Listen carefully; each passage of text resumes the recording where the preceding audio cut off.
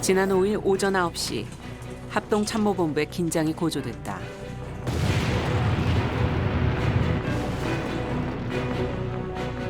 북한에서 발사된 탄도미사일 8발이 탐지된 것이다. 올 들어 18번째 도발이었다. 굉장히 공세적이고 위험한 쪽으로 북한의 핵 교리가 바뀌어간다는 걸 암시하기도 합니다. 그간 미국을 향한 대륙간 탄도미사일을 개발해온 북한. 최근엔 여러 발의 단거리 탄도미사일까지 점점 수위를 높이고 있다. 정부의 대응은 엄중했다. 한반도와 국제사회의 평화를 위협하는 중대한 도발이다. 정부는 이를 강력히 규탄한다. 북한의 도발 하루 만에 한미 군 당국도 대응 사격에 나섰다. 지대지 미사일 8발이 동해상으로 발사됐다. The only way to deal with North Korea is by a demonstration of strength. 강한 청대는 어떤 청대인가? 조선민주주의인민공화국과의 군사적 대결을 기도한다면 그들은 소멸될 것입니다. 그리고 점점 다가오는 핵 위협의 그림자. 한반도가 또 한 번 경랑 속에 빠져들고 있다.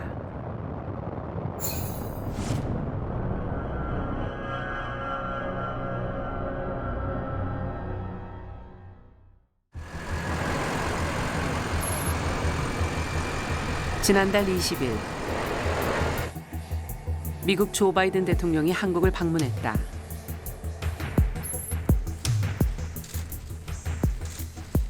새 정부 출범 후 처음 만난 두 정상. 핵심 의제는 북한 핵 문제였다. 강력한 대북 억지력이 무엇보다 중요하다는 데 공감하였습니다. 대북 억제력을 더 강화하기로 한 두 정상. 바이든 대통령이 방한 마지막 날 찾은 곳도 북한 미사일 방어의 중추인 항공우주작전본부였다. Korean American forces stand sentinel still to the integration and coordination between our forces. The fact is that deterring threats and underwriting stability is as vital today for not only the peninsula but for the world. 바이든 대통령의 대북 메시지에 관심이 쏠렸다. We are prepared for anything North Korea does. We've thought through how we respond to whatever they do, and so I'm not concerned if that's your suggestion. Message for Kim Jong-un while you're here. Period. Thank you. 간단하지만 차가운 답변. 바이든 대통령은 아직 북한과 대화할 때가 아님을 분명히 했다.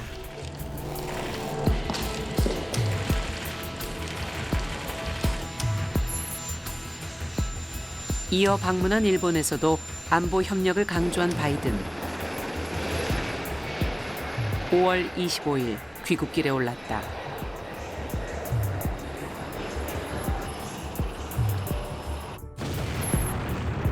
다음 날 새벽, 북한은 탄도미사일 3발을 동해상으로 쐈다. 그중 하나는 대륙간 탄도미사일이었다. 도발 시점이 굉장히 미묘하다고 말씀을 드릴 수가 있는 것이요. 바이든이 이 아시아 지역의 방문을 다 마치고 비행기를 타고 이제 태평양을 지나서 거의 착륙하기 얼마 전에 그때 미사일을 쐈다는 것이죠. 즉 이것은 미국에 대한 메시지를 볼 수 있다. 애초에 ICBM 자체가 미국을 공격하기 위한 메시지이기 때문에. 나머지 2발은 단거리 탄도미사일로 추정됐다. 하나는 비행하다 공중폭발을 했고 하나는 충분히 거리를 다 날아갔습니다. 자, 이 미사일 같은 경우는 사거리나 이런 걸로 추정컨대 한반도 전체를 공격할 수 있는 단거리 탄도 미사일이다. 최대한의 불만의 표시라고 저는 일단 해석을 합니다. 말폭탄만 쏴서는 이게 효과가 떨어지기 때문에 실제로 미국에 위협을 줄 수 있는 미사일 능력을 과시함으로 인해서 최대한의 어떤 그 저항의 표시. 조선 만대가 영원히 전쟁을 모르고 살 무궁한 지난 3월 25일 김일성 광장에서 열린 대규모 열병식에서 북한은 올해 처음 공개된 탄도미사일 등을 포함해 다양한 무기를 선보였다. 강한 타격력을 갖춘 최신형 주력 장비들입니다. 저 화성토의 우롱찬 통음이 말해주고 있습니다. 지금 초대형 대륙간 탄도미사일 화성토 17형이 광장으로 들어서고 있습니다. 지난 3월 북한이 4년 만에 발사한 신형 ICBM 화성 17형도 눈에 띈다. 이게 이번에 열병식에서 처음 공개된 건데 지난번에 이스칸다르급이죠. 전술유도 무기 이제 SLBM이죠. 지난번에 봤습니다. 우리는 전문가들과 함께 북한 무기 체계의 위협에 대해서 면밀히 분석해 보기로 했다. 네, 이게 화성 17형이고요. 이동식 미사일 발사대에서 거치시켜서 쏠 수 있는 가장 세계에서 큰 ICBM이다. 이렇게 지금 알려져 있고요. 그 축을 보면 이 텔이 11축입니다. 그 얘기는 무슨 얘기냐면 최소한도 길이가 23m에서 한 25m 정도 길이를 가지고 있을 거다라는 거고요. 지난 2021년 1월 달에 있었던 제8차 당대회 때 북이 이런 발표를 했습니다. 15개월 전 김정은은 핵전력 강화를 천명했다. 핵전쟁 억제력을 보다 강화하면서 최강의 군사력을 키우는 데 모든 것을 다해야 합니다. 국방과학 기술을 보다 높은 수준에 올려 세우며 군수 생산 목표와 코업들을 무조건 수행하여 새로운 5개년 계획 기간 우리 당의 역사적 진군을 최강의 군사력으로 담보하여야 하겠습니다. 15,000km를 안정적으로 날아가는, 그래서 도착할 수 있는 이 이야기를 씁니다. 15,000km라는 것은 상당한 거리입니다. 우리 이제 북에서부터 거리를 재게 되면 정말 동부의 모든 것을 넘어서 거의 멕시코까지 내려가는 이 거리를 타는데요. 3월 달에 이 미사일에 대한 발사가 몇 번 있었습니다. 사실은요. 이게 뭐 실패냐 성공이냐는 여러 가지도 있었고 일부에서는 이게 17이 아니고 뭐 화성 15다라는 우리 이제 당국의 발표도 있었는데요. 저는 일단 그 발표는 대단히 무의미하다고 생각을 해요. 2017년 11월 29일 날 발사했던 화성 15형 같은 경우에도 공중으로 거의 한 3,000km 이상 올라가서 거의 1,000km를 떨어졌거든요. 그런데 이번에 발사했던 것은 진짜 6,000을 넘었잖아요. 훨씬. 북한의 미사일 성능은 크게 진화했다. 지난 3월 발사한 대륙간 탄도미사일은 사거리가 15,000km, 미국 전역을 타격할 수 있다. 기본적으로는 ICBM이 될 수 있는 충분한 사거리 성능을 보여줬다. 과연 그러면 이게 ICBM으로서 얼마나 신뢰성이 있고 효율성이 있느냐, 그 부분에 대해서는 이제 실질적으로 얘가 재진입을 할 수 있느냐, 얼마나 정확한 위치에 탄착을 해서 공격을 할 수 있느냐, 이런 부분들에 대해서 이제 논의가 돼야 되는데요. ICBM은 첨단 기술이 결합된 것이다. 우선 필요한 것이 추진체다. 로켓은 탄도가 이동하는 힘을 제공하는데 일단 로켓으로 상승을 한 다음 2단이 분리되며 대기권을 벗어난다. 이어 3단이 분리되고 목표 지점까지 이동하면 결정적 기술이 필요하다. 바로 대기권 재진입 기술이다. 특히 재진입이 왜 중요하냐면 재진입을 잘못하게 되면 실제로 핵폭탄이 그게 이제 손상을 입게 되니까요. 북한은 맨날 수역에 원래 설정된 수역에 명중했다고만 얘기를 하지 실제 명중했는지도 모르죠. 왜냐하면 뭐 그 자기네들이 가서 그걸 타겟을 목표물을 확인한 적도 없으니까요. 그냥 그래서 그걸 다 100% 믿기는 어렵고요. 근데 지난번에 일본에서 그 낙하 지점을 대강 얘기를 했단 말이죠. 그러면 낙하 지점에 도착했다는 거는 재진입에 성공한 거 아닌가요? 미사일 공격이 성공하려면 대기로 재진입할 때 핵탄두가 3,000도의 열을 견뎌야 한다. 2017년 7월에 발사된 북한의 ICBM의 잔해가 공중에서 떨어지는 모습이 일본에서 포착되기도 했다. 여기서 지금 저 불빛이 나는 거는 아마 이제 속도 때문에 마찰열이 생기니까 아마 상당한 이제 근데 3,000도 이상을 견뎌야 되기 때문에 재진입할 수 없으면 타버린다 했잖아요. 그리고 이 발사를 보면 뭐 지난번에 6,000 몇 킬로 올라갔다가 떨어진 것 같이 그렇게 완전 고각을 하는 게 아니라 한 700킬로 올라갔다 떨어지면서도 그러니까 아주 짧게 미사일 그러니까 ICBM 발사를 하고 있거든요. 이건 뭐냐면 저는 딱 뭔가 필요한 자기 분야에 지금 부족한 것. 지난 3월달에 있었던 그 실험에서 뭐 실패했다고 표현하기는 좀 어렵겠지만 좀 부족했던 기술적인 데이터나 이런 것들을 계속 업그레이드 시켜가는 과정이라고 생각해요. ICBM이 사거리 성능을 갖는 그런 추진체로는 충분한 성능을 보여줬지만은 나머지는 그렇지 못하다. 최근 북한의 핵 전략에 변화가 왔다. 올해 4월의 심야 열병식. 이날 김정은 위원장의 연설엔 눈에 띄는 대목이 있었다. 우리 핵무력의 기본 사명은 전쟁을 억제함에 있지만 이 땅에서 우리가 결코 바라지 않는 상황이 조성되는 경우에까지 우리의 핵이 전쟁 방지라는 하나의 사명에만 속박되어 있을 수는 없습니다. 어떤 세력이든 우리 국가의 근본 이익을 침탈하려 든다면 우리 핵무력은 이외의 자기 둘째가는 사명을 결단코 결행하지 않을 수 없을 것입니다. 더 이상 핵의 사명이 공화국을 지키는 것에만 있지 않다. 즉 그 말은 무슨 말인고 하니 다른 목적을 위해서 예를 들어 전쟁의 목적을 위해서 핵을 사용할 수도 있다. 핵을 방어용이 아닌 선제 타격용으로 쓸 수 있다는 방침을 공개적으로 밝힌 것이다. 북한이 아직 미완인 ICBM에 탑재할 전략 핵보다 단거리 탄도미사일의 실을 전술핵 개발에 집중할 거란 분석이 나오고 있다.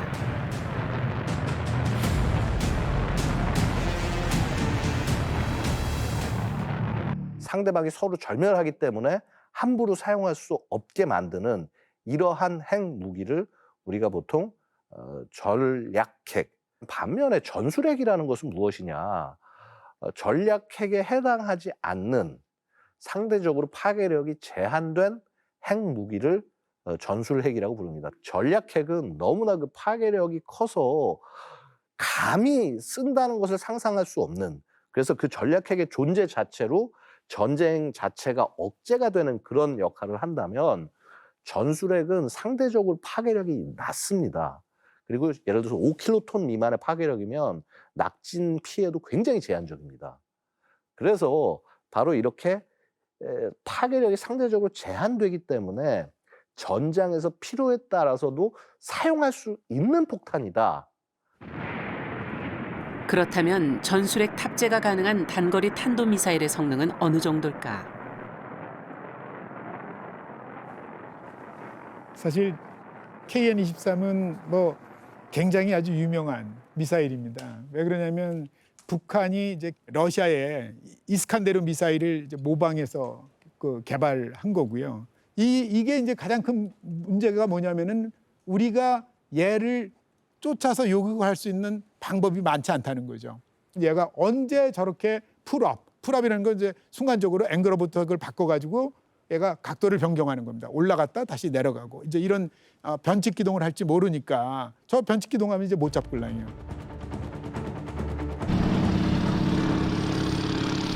북한의 KN-23 미사일은 개발 당시부터 러시아의 이스칸데르를 참고했다. 고대 정복자 알렉산더 대왕의 아랍식 이름인 이스칸데르는 러시아의 대표적인 전술 탄도 미사일로 재래식 탄두와 핵 탄두를 모두 장착할 수 있다.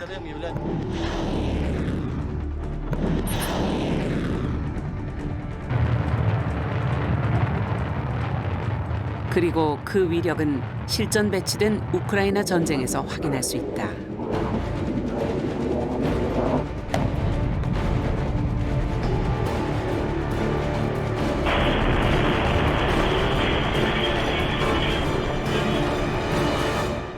또 중요한 것은 이렇게 회피 기동을 하면서도 대단히 정확합니다. 북이 저 미사일을 쏘면서 우리를 보라고 한 것인지 모르겠지만 다양한 그러니까 뭐 기차에서도 발사하고요. 심지어는 지금 잠수함에서 발사되죠. 지금 신우주부터 부산까지 직선 거리를 혹시 654km가 나올 거예요. 그러면 이게 지금 620km, 630km 날아갔었단 말이에요, 사실요. 그러면 남한 전역 신의주에서 갖다 놓더라도 제주도를 제외하고 남한 전체를 다 커버합니다. 이런 기술적인 걸 떠나가지고 실전에서는 뭐 우리 갑니다 하고 하나만 쏠 거야 아니죠. 여러 개를 쏠 겁니다 아마. 그렇죠. 그리고 그 중에 어떤 게 혹여라도 핵을 싣고 있는지 그건 탐지가 불가능하죠.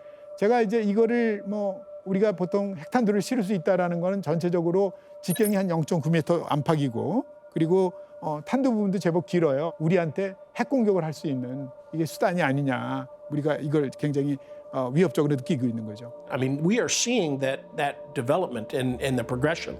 And of course, North Korea is developing many types of weapons, the KN-23, 24, which were clearly designed to strike Camp Humphreys, Osan Air Base, Cheongju Air Base, where South Korea is basing their F-35s.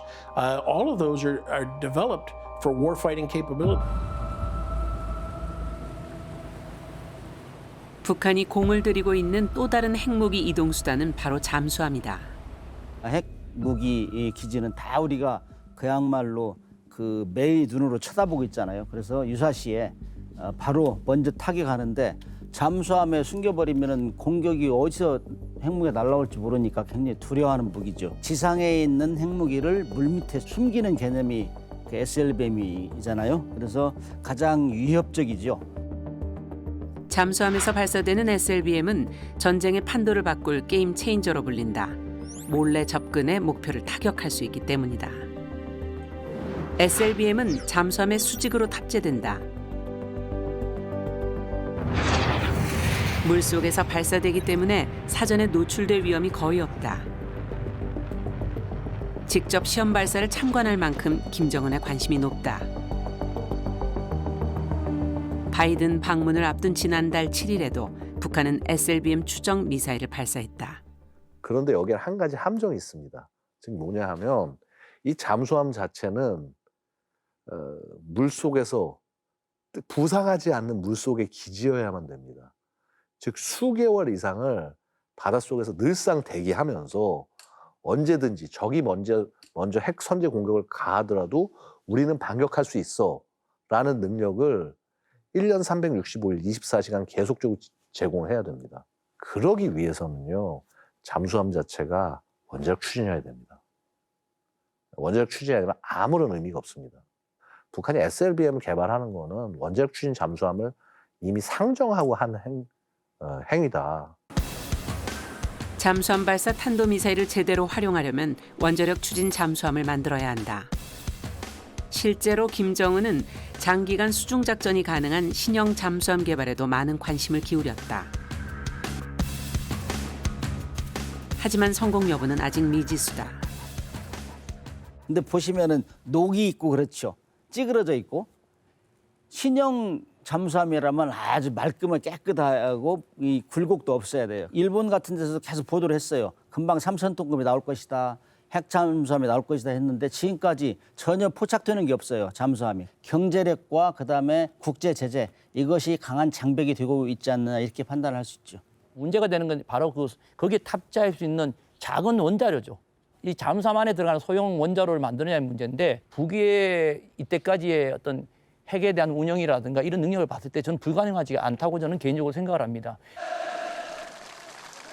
많은 제약 속에서도 김정은은 핵전력 고도화 노력을 멈추지 않고 있다. 지난해 1월 제8차 당대회에서 발표한 5대 전략무기 개발 계획은 그 결정판이다. 전군을 당중앙에 두기에 전견만. 그때 이제 중요한 얘기를 했죠. 5대 전략 무기. 5대 전략 무기가 바로 이제 핵탄두의 소형화, 경량화, 또 ICBM의 어떤 타격 그 명중률을 또 제고시킨다든지 핵 잠수함 개발, 초음속 미사일 개발, 또 정찰 위성 개발 이런 얘기들 했어요. 그 전략 무기들을 개발하고 있는 과정에 있는 거고. 한미일 3국은 공동 대응을 모색 중이다.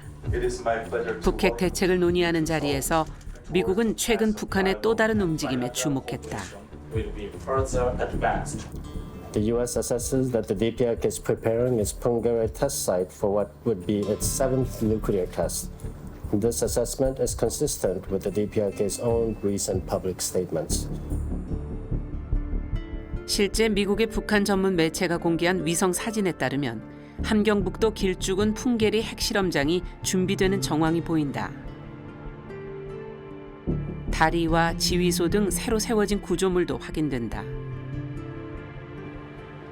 지난 6일 미 국무부는 북한의 핵실험이 임박했음을 강조했다.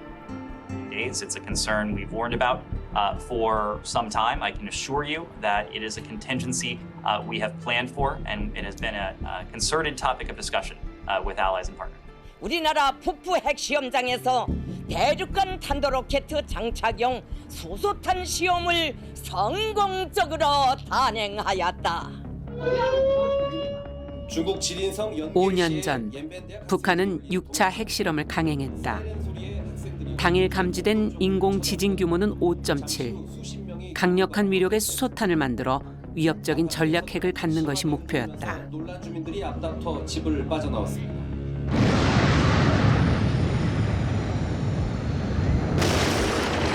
당시 400여 킬로미터 떨어진 곳에서도 진동이 느껴질 정도로 폭발의 위력은 강력했다.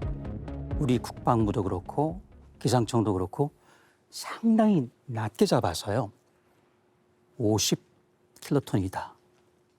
70킬로톤이다. 그런데 그렇지 않습니다. 제가 보기에는 분명히 6차 핵실험은 250킬로톤. 250킬로톤이면은 25만 톤이죠. 그러면은 나가사키의 13배쯤 됐다. 그리고 이게 얼만큼 크냐? 뜨겁냐? 올림픽 규격 수영장 200개를 순식간에 증발시킬 수 있어요. 조금 잔인하게도 상공 500m에서 떨어뜨려요. 터집니다. 250킬로톤이 터지면은 아마도 줄 잡아서 100만 명 정도가 증발하는 거죠. 그러니까 이들은 자기 자신이 죽고 있다는 걸 느끼기 전에 전부 승화가 돼버리는 거죠. 100만 분의 1초니까요. 의식하기 전에 없어지는 거고요. 실험이 거듭되며 북핵은 진화했다. 자연 조건도 한몫했다. 북한은 순천과 평산 등지의 광산에서 핵 원료인 우라늄을 얼마든지 자체 조달할 수 있다. 고성능 폭탄을 만들 수 있는 우라늄 농축 기술까지 확보했다. 과연 북한은 7차 핵실험의 목표로 알려진 핵탄두의 소형화, 경량화에 성공할 것인가? 모형인 줄 알았는데요. 가만히 보면은요, 여기 앞에 있는 그 수박 덩어리만 하죠. 이게 자세히 보시면은요, 고폭 렌즈를 밖에서 찍은 거거든요. 근데 만약에 중수소, 삼중수소가 주입되는 입구까지 있어요. 주입구. 증폭탄이거든요. 똑같은 거. 만약에 이 정도면은 벌써 소형화된 겁니다. 이미 탄두의 소형화를 이뤄낸 북한. 핵 기술은 이미 세계적인 수준이라는 평가다. 농담으로 땅콩 모양으로 하는데 굉장히 큰 땅콩이죠. 기형이죠. 이게 진짜 크기라면 이거 벌써 끝났어요. 그래서 이제 고급 기술에 다 다른 것 같아요. 그렇다면 200기 이상을 만들 수가 있거든요. 그리고 현재 3, 40 또는 보수적으로는 50기예요. 자, 그러면 어떻게 될까요? 5년 내에 250기인데요. 그러면 금방 중국 뒤가 됩니다. 중국이 약 350기란 말이에요. 프랑스를 뛰어넘는다는 이야기도. 그러니까 그런 점에서는 김정은 위원장은 벌써 의도를 달성한 겁니다. 전략 핵무기인 ICBM용 핵탄두는 물론 전술 핵무기용 소형 탄두 제조 기술까지 이미 확보한 것으로 추정되는 상황에서 왜 7차 핵실험을 하려는 걸까? 7차 핵실험을 했는데 만약 지진파가 되게 약했어요. 근데 이게 실패하지 않았다고 하면 정말 1킬로톤 이하의 전술핵을 실험했다고 봐야 되는 거죠. 그러니까 이런 메시지를 줄 수 있다는 거죠. 그러니까 기술적인 필요성보다 지금 하고 있는 전략핵이라든가 이 전략적인 어떤 대규모의 핵보다 전술적인 핵도 우리가 갖고 있고 정말 필요하다면 정치적으로 하지 않을까. 북한이 이토록 핵 개발에 몰두하는 이유는 뭘까? 압록강 사이로 중국 단둥과 맞닿은 북한 신의주. 고층 빌딩이 가득한 북한의 대표적 국제도시다. 이렇게 보면은 정말 일반 어마어마한 대도시 같은 어떤 그런 느낌이거든요. 그렇지만 사람이 나와 있질 않아요. 신의주 농가인데 지금 보내기가 한참 철이죠. 한 사람도 없어요. 사람 한 사람도 구경을 할 수가 없는 상황입니다. 최근 신의주의 상황이 심상치 않다. 지난달 단둥의 압록강변에서 북한의 목선 한 척이 발견됐다. 한밤중 탈북하던 주민이 공안에 적발된 것이다. 접경지인 중국 단둥에서도 무척 이례적인 일이었다. 이쪽으로는 사실 전에 제가 20년 가까이 단동 생활을 하면서 처음 들은 이야기입니다. 이쪽으로는 거의 탈북이 좀 어려운 상황이죠. 너무 트여 있기 때문에 어려운 상황이 처음 들었습니다. 대체 북한에 무슨 일이 있는 것일까? 또 다른 접경지 함경북도 온성군. 경계가 강화된 듯 국경 경비부대의 움직임이 부산하다. 막사 부근엔 10여 명이 모여 교육이 한창이다. 마스크를 쓴 병사의 모습도 보인다. 발병 2년 만에 북한에 코로나가 퍼진 것이다. 진단 키트도 없고 사실은 폐렴인지 감기인지 코로나인지 분류할 수가 없어서 열이 나는 사람들은 이제 그냥 격리하는 걸로, 그리고 지역 간 이동을 못하고 이렇게 통제하는 걸로 계속 관리를 해왔거든요.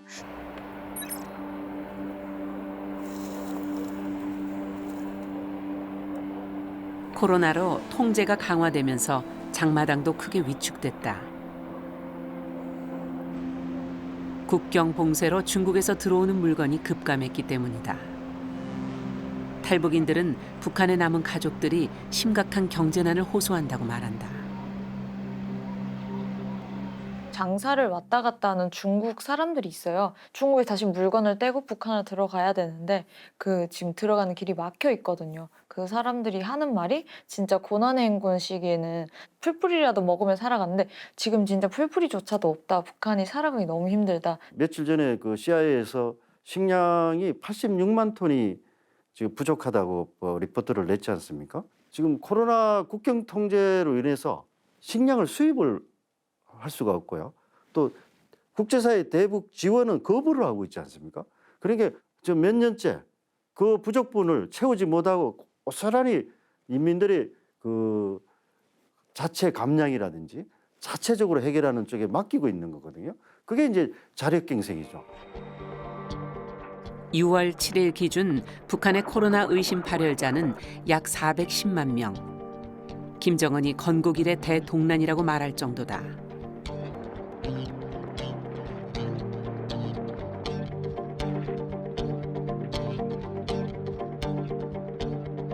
코로나 확산세가 계속되자 김정은은 마스크를 쓰고 직접 현지 지도에 나서는 모습을 연출하고 있다.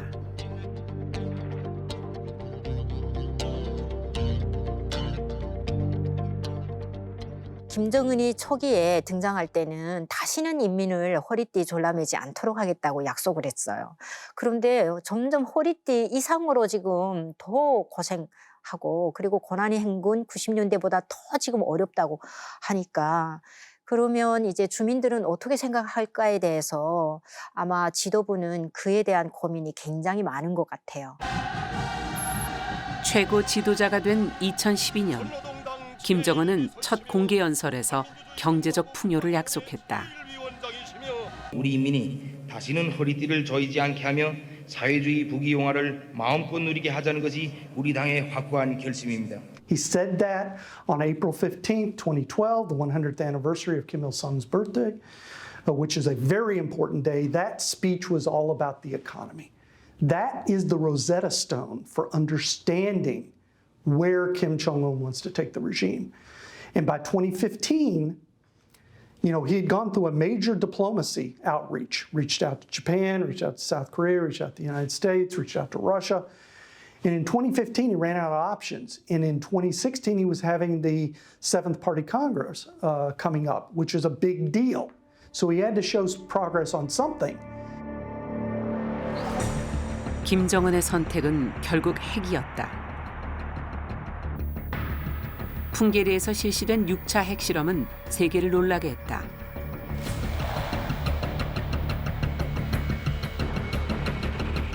이어 그는 핵무력 완성을 선언하며 미사일 도발도 이어갔다. 특히 미국을 겨냥한 ICBM 발사는 한반도를 일촉즉발의 위기로 몰아넣었다.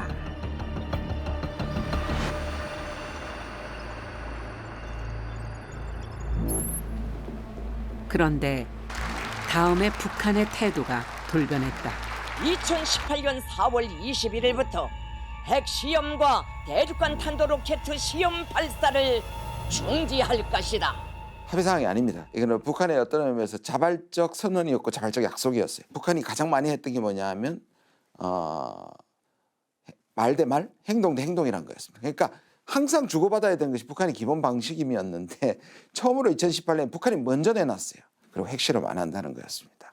그러니까 북한은 나름대로 자기들을 던져주고 기다린 거죠. 거기에는 종전선언도 포함되어 있고 군사훈련 중지도 포함되어 있고 총 6번의 핵실험이 있었던 풍계리 실험장이 폭파됐다.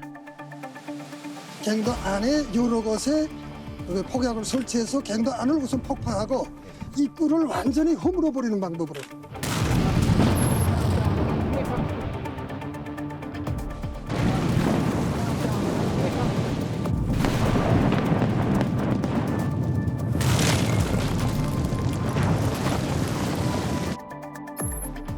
미국 트럼프 대통령에게 친서를 전하며 승부수를 던졌다.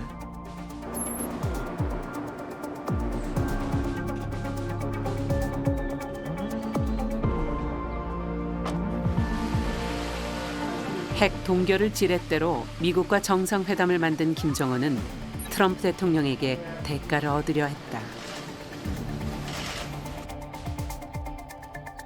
시진핑 주석의 비행기를 빌려서 싱가포르 가고 그 굉장히 자존심 상하는 일이거든요.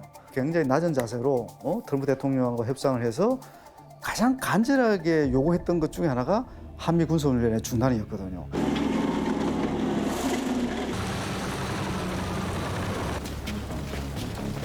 한국과 미국이 매년 실시하는 연합 군사훈련. 김정은에겐 체제의 안정과 생존이 달린 절박한 문제였다. 한미 군사훈련이 열리면 북한은 이 기간 동안에는 준전시 상황을 선포를 합니다. 그러니까 경제 활동도 거의 중단이 되고 주민들의 일상생활도 상당한 타격을 입는다.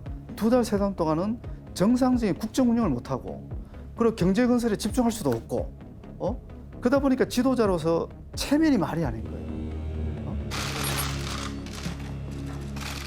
휴전 이후 사상 최초로 직접 얼굴을 마주한 미국과 북한. 한반도의 비핵화와 관계 정상화를 비롯한 4개 항에 합의했다. 회담 전 비핵화 의지를 미국에 밝힌 결과였다.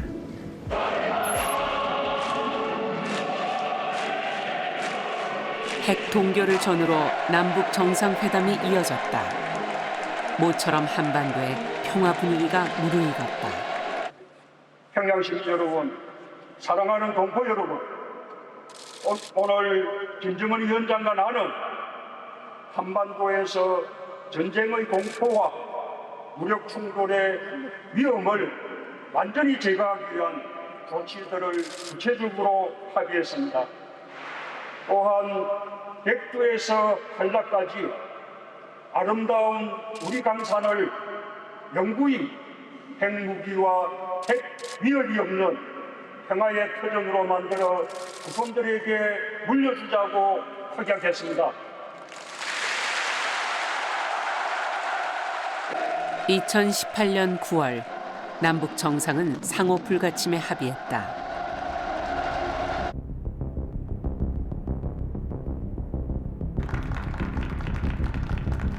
다음해 김정은은 다시 미국과의 정상회담에 나섰다.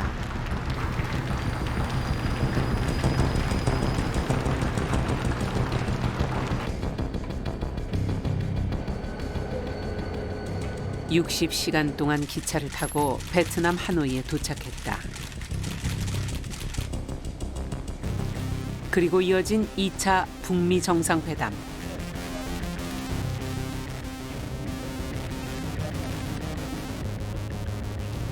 단계적 비핵화를 원한 김정은은 영변 핵시설의 폐기를 카드로 제시했다. 그러나 완전한 비핵화를 요구한 미국은 회담을 깨버렸다. 우리가 요구한 것은 전면적인 제재 해제가 아니라 일부 해제, 구체적으로는 유엔 제재결의 총 11건 가운데서 2016년부터 17년까지 채택된 5건, 그중에서 민수 경제와 인민생활에 지장을 주는 항목들만 먼저 해제하라는 것입니다. 미국과 북한의 근본적인 이 비핵화에 대한 입장이 완전히 다릅니다. 미국은 선비핵화 후 보상입니다. 그러니까 북한이 포기하면 우리는 얼마든지 도와줄 수 있다는 거 계속 어필해요. 근데 북한의 입장에서는 여기서 미국한테 속으면 죽음인데, 과거에 리비아의 카다피도 그랬고, 내가 핵을 포기할 수 있을 정도의 안보를 보장하라는 겁니다.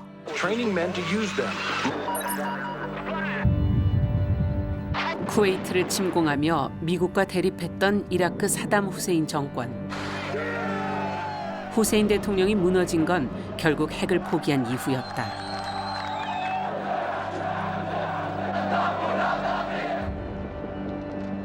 리비아의 카다피 정권도 마찬가지다. 제재 해제를 위해 자발적으로 핵 포기를 선언한 후 몰락했다. 김정은은 핵 없이는 안전할 수 없다는 생각이 강해졌다. 북한과 미국은 서로를 믿을 수 없었다. The North Koreans learned that lesson. They also learned the lesson of JCPOA. You have another president come in, and all of a sudden, the deal goes out the window. So North Korea is now kind of losing faith that the U.S. could be an honest broker. 진정성을 보여라. 이거 핵심적인 주장입니다. 그 진정성이 뭐냐? 한미 연합훈련을 어떻게 할 것인가? 대북 제재 완화를 어떻게 할 것인가? 이러한 부분에 대해서 생존권과 발전권 차원에서 분명히 이야기해 달라는 겁니다. 그런데 말로서만 대화문은 열려 있다. 대북 정책은 없다. 만나면은 다 논의할 수 있다. 불신의 관계에서 그를 믿지 않는 것이죠. 이 불신이 굉장히 팽팽하게 깔려 있다 보니까 결국은 서로 기싸움이 진행되고 기싸움의 연장선에서 북한은 결국은 핵무력 강화 쪽으로 가고. The President-elect of the United States, Joseph Robinette Biden Jr. 그렇게 한반도 평화 프로세스가 중단된 사이 미국에선 바이든 대통령이 취임했다. I, Joseph Robinette Biden Jr. do solemnly swear. 이제 김정은의 상대가 달라졌다. 방식은 달랐지만 바이든의 대북과는 트럼프와 큰 차이가 없었다. 작년에 바이든 행정부가 출범을 했을 때 작년 4월 말에 대북 정책 기조를 발표를 했어요. 오바마 행정부의 전략적 인내도 아니고 트럼프 행정부의 그랜드 바겐도 아닌 실용적인 접근 방법을 택해 나가겠다고 얘기했는데 실질적으로 그 이후에 어떤 정책을 피겠다고 밝힌 건 없어요. 그러니까 미국도 여전히 그 최적의 방안을 못 찾았다는 얘기도 되고요. 그러기에는 미국이 신경 써야 될 대외적인 정책들이 너무 많았다는 거죠. 게다가 세계의 패권국 미국은 할 일이 너무 많았다. 코로나 위기는 물론 우크라이나 전쟁과 물가 상승 등 풀어야 할 국내외 문제가 가득했다. The U.S. is not going to do anything because if you look at countries that are dominant countries within a particular order, in the liberal democratic order the U.S. basically rules, that country is not going to do anything that it doesn't want to do unless it has to do it. So North Korea wants to change the status quo, and the only way it can do that is develop its nuclear program. 미국의 침묵 속에 북한은 다시 핵과 미사일 카드를 꺼냈다.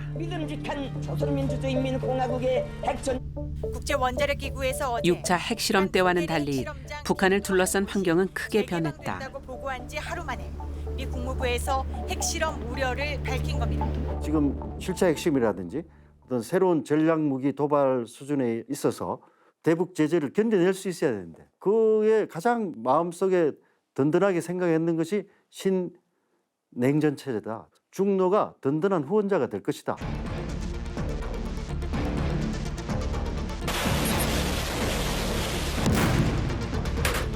러시아의 우크라이나 침공으로 시작된 전쟁 포화 속에서 세계는 혼란에 빠졌다.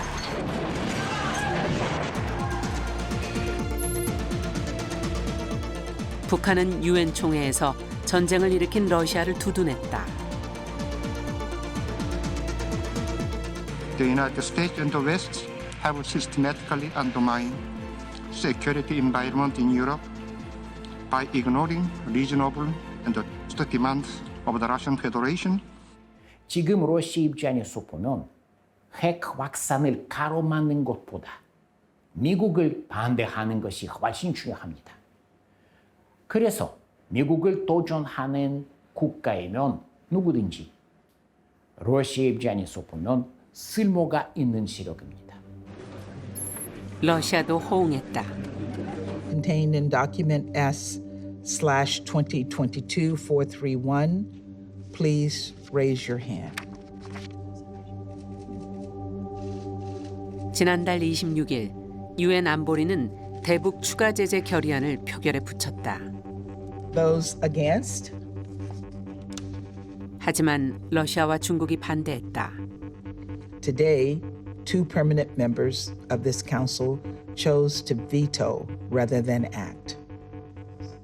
半岛局势发展到当前这一步，主要是美国自身政策反复，未能坚持以往对话成果造成的。这一点不容否认。 The meeting is adjourned. 신냉전은 북한의 든든한 뒷배가 되고 있다.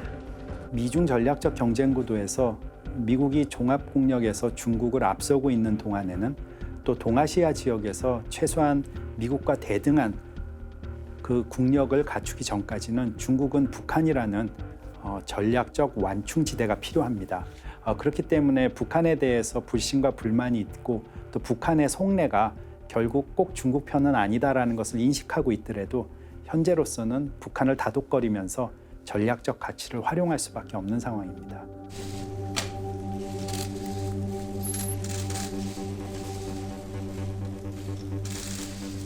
북한의 핵 도발이 이어지는 가운데 한미 양국은 더욱 확고한 안보 협력을 확인했다. 우리 두 정상은 북한의 완전한 비핵화라는 공동의 목표를 재확인하였습니다. 또 바이든 대통령님은 굳건한 대한 방위 및 실질적인 확장 억제 공약을 확인해 주었습니다. 확장된 억제력을 위해 미국의 레이건함과 F-35 스텔스 전투기 등 전략 자산이 한반도에 전개됐다. 그러자 이번엔 중국과 러시아의 전투기가 등장했다. 지난 24일 오전부터 오후까지 중국과 러시아 공군이 함께 독도 인근 카디즈에 진입했다가 이탈했다. 방공식별 구역에 진입한 건 남해상과 동해상 두 차례였다. 방공식별구역은 국제법상 영공은 아니지만 진입 시 해당국에 통보하는 것이 관례로 통한다. 하지만 중국과 러시아는 우리나라에 알리지 않았다. 중국은 통상적인 연합훈련이라고 주장했다. 강대국들의 무기로 뒤덮인 한반도의 운명은 어찌 될 것인가? 카디즈라는 이런 확인 구역이 합니까? 이런 구역에 들어가지고 시위를 한 거 아닙니까? 그럼 이것은 무엇을 보여준 겁니까? 한미 일대 북중러라는 신냉전 구조를 보여주고 있다. 이건 더 위험한 거예요.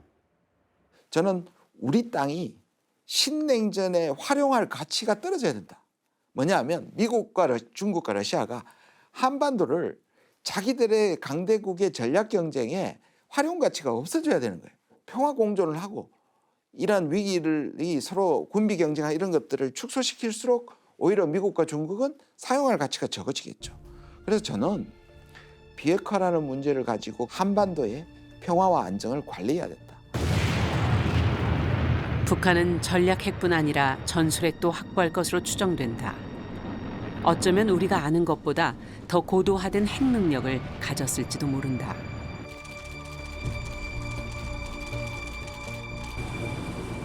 그리고 이는 전 세계적 군비 확장과 맞물려 한반도를 신냉전의 위험한 전장으로 이끌고 있다. 지금 북핵이 대한민국에 던지는 의미는 뭘까? 제가 아마 이 자리에서 2006년 10월 9일로 기억하는데요. 이제 머리에 이고 살게 됐다는 말을 했는데 이제 그게 아니고요. 어깨에 메고 발등에 차고 가야 되는 시대가 된 거죠. 사실 핵무기라는 건 절대무기라고, 절대무기. 유사일을 한 번밖에 사용 안 했다고? 히로시마, 나가사키? 그 외에는 무서워서 쓰지를 못하는 업솔루트 웨이퍼 에너지잖아요. 절대무기. 근데 핵무기는 정책적으로 채택하지 않겠다는 게 우리 정책이니까 그 버금가는 전략을 채택을 해야 된다 이거죠. 그래서 우리도 미사일 능력 강화하고 핵무기를 가지고 있어도 결코 쏘지 않는다. 쏠 수 없게. 북한의 위협에 대해서 좀 솔직했으면 좋겠어요. 그러니까 위협이 되는 건 위협이 되는 것이고 또 그렇지 않은 것은 너무 과장할 필요도 없고 또 과소평가할 필요도 없다는 거예요. 올바른 어떤 위협에 대한 인식과 평가를 기준으로 만들어져야지 자신이 필요해서 자신이 갖고 있는 것은 과소평가하고 상대는 어떤 때는 과대평가했다가 상당히 오랜 동안 북한 위협에 대한 솔직함이 없었다는 거예요.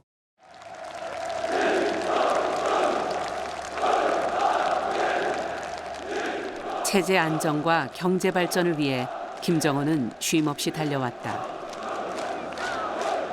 이를 위해 어떤 군사적 도발도 서슴지 않고 있다. 과연 김정은과 북한의 미래는 어떤 모습일까? 지금부터 엄청나게 많은 핵 무기들을 만들어내서 쌓아놓을 겁니다. 나중에 환가하기 위해서. 그리고 지금 핵 실험부터 미사일 발사부터 이 모든 것이 사실 그런 맥락하에 진행이 되고 있다고 봐야 될 것이고요. 미국의 스타워즈라는 그 첨단 무기 개발 경쟁을 쫓아가느라고 결국 재정이 고갈되고 그러면서 결국은 구소련이 붕괴된 거거든요. 북한도 저런 식으로 계속 이게 무모하게 강대강 대격을 계속한다면 결국 재정이 더 고갈되고 그 고갈된 재정이 결국은 주민생활을 제대로 유지할 수 없게 되고 그러면서 이제 위기 상황이 올 수밖에 없어요. 몇 년 전 간지 작은 차입니다. 아마 사륜 후돈입니다. 지형이 별로 쉽지 않지만 갈 수 있는 길이 많았습니다. 지금 기차입니다. 궤도에 따라 갈 수밖에 없습니다. 아마 길고 긴 터널로 들어간 기차라고 할 수 있습니다. 핵무장이라는 위험한 궤도를 달리는 김정은. 한반도의 생존이 달린 그의 폭주는 과연 멈출 수 있을까? 역사와 민족이 그를 지켜보고 있다.